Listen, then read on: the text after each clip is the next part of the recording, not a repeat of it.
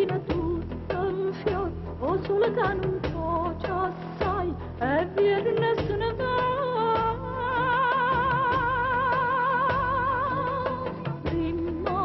Un dono unico, quello di Consiglia Licciardi, la sua voce straordinaria. In questi giorni esce il suo ultimo disco, Aria e Amore, e per la prima volta questa schiva artista napoletana, che Roberto Muro la volle con sé per il suona voce e una chitarra, ha fatto anche un video. Ve lo presentiamo in anteprima. In Aria e Amore, Consiglia Licciardi ed il suo gruppo continuano il discorso etnico iniziato con Alma Latina insieme ai Gypsy King, un lungo viaggio musicale in cui si fondono elementi della tradizione napoletana ed influenze tipiche della world music.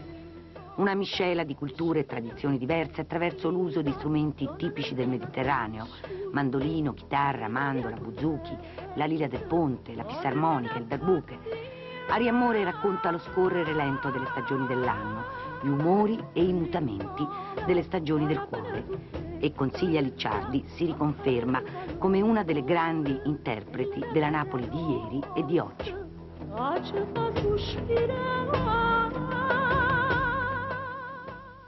Abbiamo proprio concluso. Buonanotte.